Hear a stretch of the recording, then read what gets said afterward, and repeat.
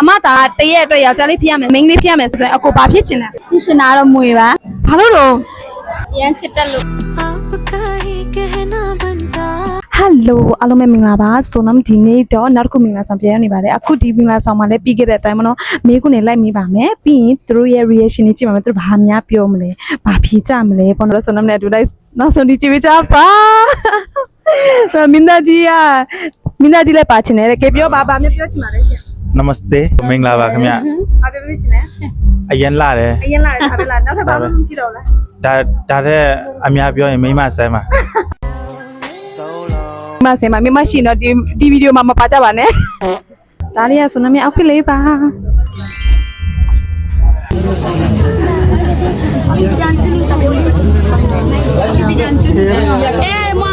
အခုတော့စပြီးတော့မေးခွန်းနေမေးပါမယ်ဒါပထမဆုံးမင်းသမီးလေးပါဟယ်လိုအမသာတရက်အတွက်ယောက်ျားလေးဖြစ်ရမယ်ဆိုရင်အဖြစ်ချင်ဆုံးအလုပ်ချင်ဆုံးအရာပါရှိလဲကောင်းမလေးအားလုံးကိုဖက်ပြီးတော့ line shot သွားခြင်းလေကောင်မလေးအကုန်ဖတ်ပြီးတော့ရောင်းရှော့တော့ဒီလိုမျိုးအိမ်မအရင်ကြည့်လို့အဲ့ကောင်ဖေကတော့မင်းကလေးဖြစ်တာပဲကောင်းတယ်ဆိုမှလည်းဆုံးဖြတ်ပြီးလိုက်ပါတယ်ဟယ်လိုအမတနေ့နဲ့ချစ်လို့ရတယ်မကြောက်ပါနဲ့အမကြောက်ပါဘူးအမသာတရက်အတွက်ယောက်ျားလေးဖြစ်ရမယ်ဆိုရင်အမအဖြစ်ချင်ဆုံးအလုပ်ချင်ဆုံးအရာပါလဲ ကောင်မလေးအားလုံးတယောက်ပြီးတယောက်ကို propose လုပ်မယ် ကောင်မလေးအကုန်လုံးတယောက်ပြီးတယောက် propose လုပ်မယ်တဲ့အဲ့လိုအိမ်မက်ကြီးပါတယ်ကျေးဇူးပါဟယ်လို Hello အကောကတရက်တာအတွက်မင်းကလေးဖြစ်ရမယ်ဆိုရင်အကောဘာဖြစ်ချင်ဆုံးအလုပ်ချင်ဆုံးအရာပါရှိလဲ မင်္ဂလာဆောင် မင်းလာဆောင်တက်မင်းလာဆောင်မဟုတ်လေမင်းကလေးဖြစ်ခင်တက်မင်းလာဆောင်ပဲလားအခုယောက်ျားလေးဖြစ်ရင်တက်မင်းလာဆောင်လုပ်လို့ရလေဥပမာမင်းကလေးဖြစ်ပြီးတော့လုပ်ချင်တဲ့အရာတစ်ခုခု မွေလေး မွေလေးမရဘူးလေ လင်းလာရင်သေး လင်္ကာလင်္ကာဝိပြီးတော့ အမြင်သွားပြီ လမ်းလျှောက်မယ်ပေါ့ဒါလုံးဝ biggest dream ပေါ့ biggest thank you ပါ hello အကွာ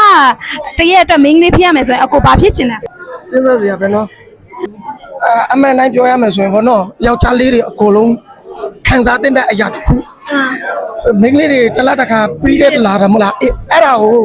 ခံစားကြည့်စေချင်တယ် ခံစားချင်တာ ဆိုတော့ဒါကိုချင်းစာတရားယောက်ျားလေးတိုင်းမှာရှိတဲ့တယ်ဗောနော် ဒါလုံးဝဘယ်လိုပြောမလဲစိတ် deeply answer ဖြစ်သွားတယ်ပေါ့နော် အဓိကအဲ့ဒါမှချိုဒီမန်ဂျေတွေကို eject ထားတယ်မတော်မှာနော်ချိုဒီမန်ဂျေလာကိုဆို eject ကိုလို့ပြောအဲ့ဒါတော့အကုန်လုံးတီးသွားမှာ အမသာတရက်အတွက်ယောက်ျားလေးဖြစ်ရမယ်ဆိုရင်အမဘာလုပ်ချင်လဲ ကောင်းမလေးအများကြီးထားမယ် ကောင်းမလေးအများကြီးထားမယ်ဒါပဲလားနောက်ထပ်တခြားချက်တွေရော တခြားတွေကမရှိတော့ဘူး ပြီးတော့အခုဒီမှာမေးတဲ့မေးခွန်းထဲမှာအကုန်လုံးကတော့ယောက်ျားလေးပဲထားခြင်းတယ်ကောင်လေးအများကြီးထားမယ်ကောင်လေး propose လုပ်မယ်ဒါပဲရှိကောင်လေးကြဘယ်လိုတွေးလဲတော့မသိဘူးအခုကတော့စားတာတွေလည်းပြီးသွားပြီဆိုတော့အခုကနောက်တစ်ခုမေးခွန်းအသစ်လေးနဲ့နောက်တစ်ယောက်လူအသစ်တွေနဲ့ဆက်ပြီးပြန်ဆက်သွားပါမယ်နော်အခုလူအသစ်လေးကတော့ညီမ hello hi ညီမတာတရက်အတွက်တရိษံဖြစ်ရမယ်ဆိုရင်ဘယ်တရိษံဖြစ်ချင်လဲ တရက်ပဲလား ဟုတ်တယ်တရက်ပဲပြောပါ ဖြစ်စင်တာတော့မွေပါ မွေပါလို့ အဲ့လိုဆိုလို့ရှိရင်ကိုမတီးတဲ့လူကိုမကြည်နေတဲ့လူကိုတွားပြီးမှလုပ်လို့ရတယ် ဟုတ်လို့ရတယ် တခါဘာလို့ပြောမလဲ mostly of relatives အကုန်လုံးမဆိုတော့ပါဘူးတချို့တွေကိုပေါ့အကုန်မကြည်တဲ့လူ ချို့ကိုပုတ်နေတဲ့သူကိုပြန် ချက်ချင်းကို test လုပ်လိုက်ခြင်းနဲ့တခါလေ ပုတ်တယ် တခါလေနေကြိုင်စိတ်မတူစိတ်စစ်မရှိလို့ချက်ချင်းကိုတပ်ပလိုက်ခြင်းနဲ့ တတိထားပါဝေးချောင်မ Nagin hume. Wish အမသာတရက်အတွက်တရိษံဖြစ်ရမယ်ဆိုရင်ဘယ်တရိษံဖြစ်ချင်ဆုံးလဲမော်ရချက်ဖြစ်ချင်တယ်ဘာလို့တော့ လူတွေကြောက်လေကြောင်ထဲမှာအပေါက်ထဲမှာဝေးမထိုင်နေတော့ဒီမမအပေါက်ထဲမှာပဲဘယ်တယောက်မှမကြည့်ချင်မနဲ့အပေါက်ထဲမှာပဲတယောက်တည်းနေပြီးတော့ထိုင်စားရပဲကြိုက်တယ်ပေါ့အကဲသာကြောင်ပေါ်လာခဲ့ရောကြောင်ကတော့ပိုစိုးမှာပေါ့ ကိုယ်ကကျွန်တော်လည်းရှားတော့ကြောက်ကိုရှားတော့ဘာလို့ကြွရဲ့အိမ်တတိလေးရှိရလေနော် အိမ်သေးသေးကနေအပြုံးမထွက်တော့ Okay thank you hello hi အမသာတရိษံတရက်အတွက်တရိษံဖြစ်ရမယ်ဆိုရင်ဘယ်တရိษံဖြစ်ချင်လဲ ခွေးဖြစ်စလားခွေး pretty little baby. ခွေးပါလို့ ရမ်းချစ်တက်လို့ခွေးကိုရမ်းချစ်တယ်လို့ အဲ့ကြောင့်လို့ခွေးကိုကိုချင်းစာအနေနဲ့လား ဟုတ်တယ် ဟာ thank you မဆိုင်နဲ့လည်းမချမ်းပါဘူးရှင်ညီမတော့ကိုလို့လိုက်လိုက်မေးတယ်ဟယ်လို hi Hi မောင်လေးဒါတရက်အတွက်တရိษံဖြစ်ရမယ်ဆိုရင်ဘယ်တရိษံဖြစ်ချင်လဲတရိษံဖြစ်ချင်လဲ ချင်းတဲ့ ချင်းသိဘာလို့လို့ ကြိုက်တယ် ကြိုက်တယ်ချင်းသိရဲ့တခုကြိုက်တဲ့ချက်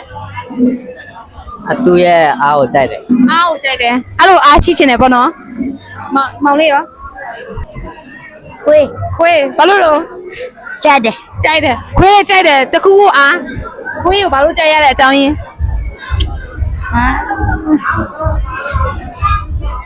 မသိဘူး မသိဘူး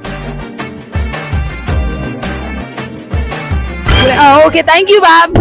မောင်လေး thank you မိခုနေလဲကိုမေးပြီးတော့ရဆိုတော့ခွာဆွန်နမ်တို့အပေါ်တက်ပြီးတော့တချင်းဆိုလိုက်ကလိုက်လုံနေကြပါတယ်နေအောင်လုံးကတော့ဆွန်နမ်တို့နေအောင်လဲဆိုတာနဲ့အားမရလို့ဝင်ကလိုက်ပါတယ်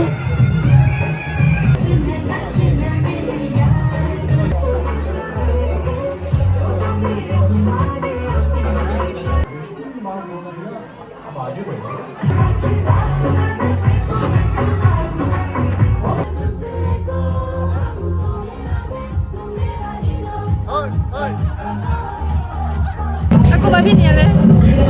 အရင်တွေးနေပါလားအကိုရဲ့အလေးရောက်ပြီမအဲ့လိုလားတော်ပြီလေ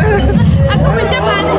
အခုကတော့အကုန်ပြီးတော့ပါပြီမေးရတာလေမေးခွန်းတွေလည်းပြီးတော့ပါပြီအခုတော့ပြန်တော့ပါမယ်အရန်လဲမောတော့ပါပြီမောနေတာဘာကြောင့်လဲဆိုရင်ဒီတော့ဖက်နဲ့ကြောင့်တော့ဖက်နဲ့နေတဲ့ဝန်နဲ့ကိုတော့ဖက်နဲ့ကြောင့်တော်လေးကကြားလာလဲပါလေကြားလာလဲတော့ဖက်နဲ့အကြောင်းတော့အရန်မောတော့အခုကတော့နားဖို့တော့ပြန်တော့ပါမယ်ဒီ vlog ကိုလည်းဒီမှာပဲရက်လိုက်ပါမယ် thank you for watching bye bye နောက်တဲ့ဒီမျိုး video ဆက်ကြည့်ချင်တာနောက်တဲ့ရည်ရှင်သေးတယ်ဆိုရင်ဆိုတော့ကို follow လုပ်ပြီးတော့ဆန်နမ်ကို follow လုပ်ပေးလို့ရပါတယ်ဆန်နမ်ရဲ့နာမည်ကတော့ description မှာချပေးထားပါမယ် အားလုံးကျေးဇူးတင်ပါတယ်ဘိုင်ဘိုင်ပါ